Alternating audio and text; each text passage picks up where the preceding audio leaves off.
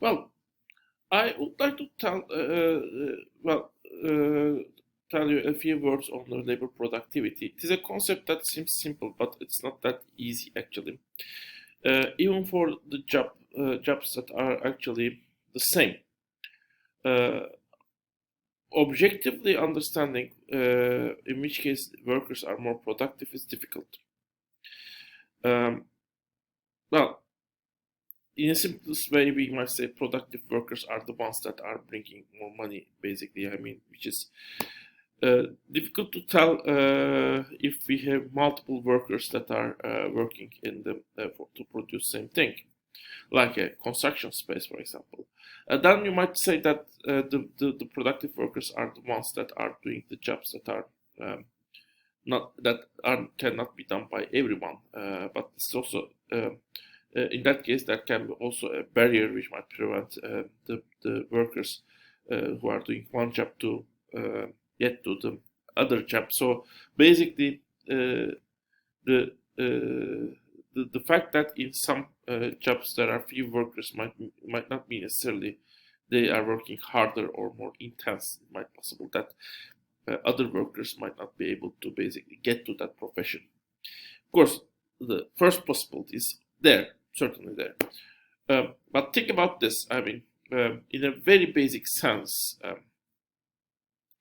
if I carry one chair in a construction, for example, let's say I'm working for a moving company. If I carry just one chair while my fellow worker carries two chairs at the same time, then that person is more productive because I can count how many chairs is basically um, carrying. But this is not that easy if we think a profession like a doctor, for example. If a doctor is looking for more patients, for example, it might very well mean that those patients are have less severe cases. So a doctor that is looking for more severe patients basically might need more time to look for those patients. So the number of patients he is looking for might decrease. So then, of course,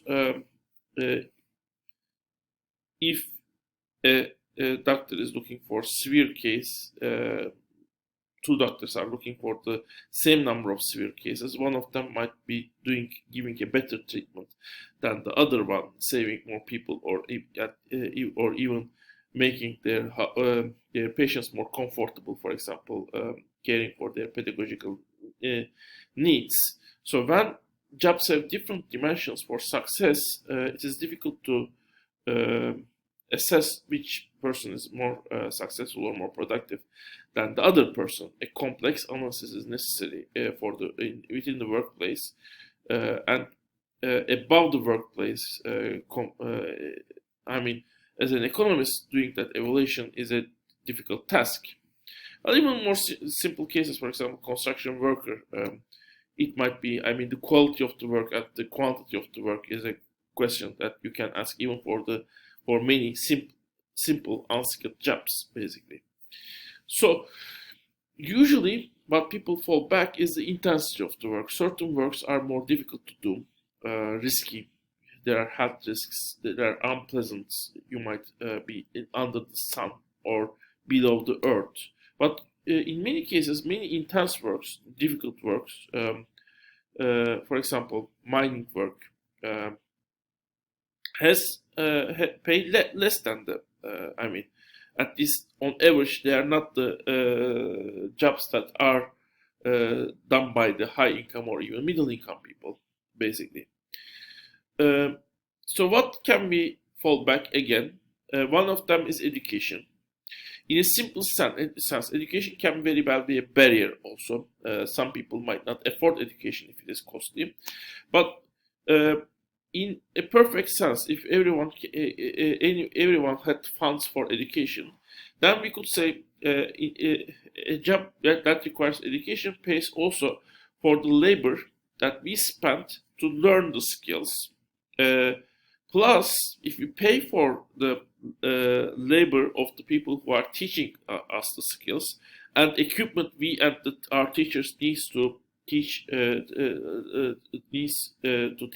ourselves, um, in that case, I mean the labor that is necessary that are spent by our workers and the people who present infrastructure of the education, to produce infrastructure of the education, are also part of it. So in a way, we also need some additional income wage to compensate that part of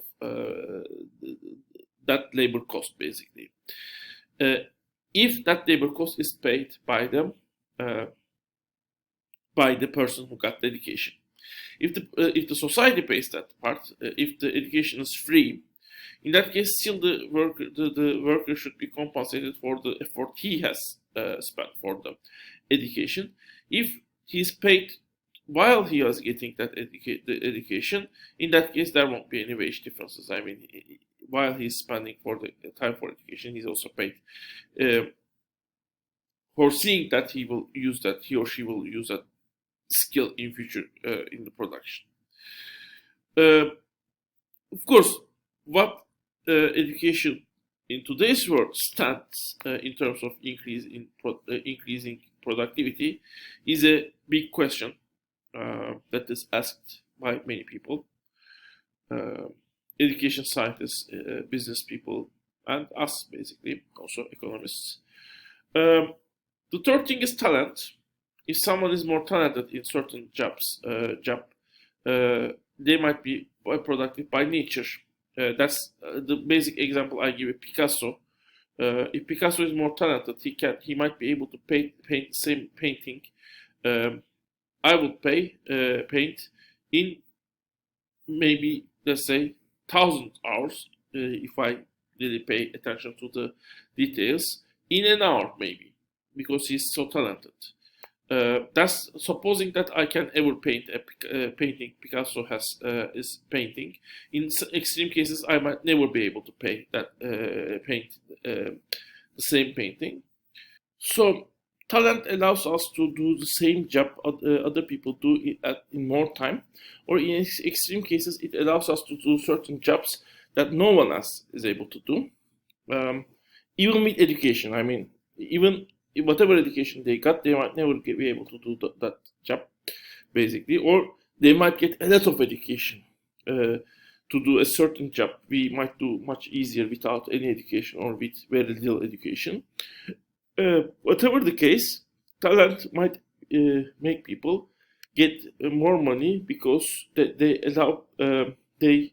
allow people to do certain things that no one else to do. I mean, people need to hire me if they want that job to be done. Of course, then that you need some people who might want us to do that job, basically, or the people they hire do that job at a much longer time. So since I'm doing it at a much shorter time, hourly wage I got might be much higher than other people. So what plays basically role in overall wage inequality in overall economy? I mean, not specific cases, but overall inequality. What is the major factors that are creating the overall inequality? You might think whole world, but you might also think specific countries. If you think different countries, there are different factors that are effective. So that's the question. In general sense, to what extent productivity, to what extent the barrier takes are playing the role might be a question. But what is creating the barriers and what is creating the productivity differences might be also a secondary important question. So this is this week's discussion, the discussion that is connected to this topic, which is another thing that is actually that might be put into discussion within the Marxian framework. I mean, what about the labor heterogeneity? The fact that different workers are doing different jobs. And to be fair, this is also a question that is unanswered by the mainstream economics, actually. Mainstream economics also mostly takes labor homogen as if it is the same thing. And when it is taken as a heterogeneous thing, I mean, if it takes into account different types of jobs exist, usually it is separated into two different segments: skilled labor and unskilled labor. Anyway, I'm finishing here. I hope to see you in the next week's lecture. And as always, I hope that you will stay healthy.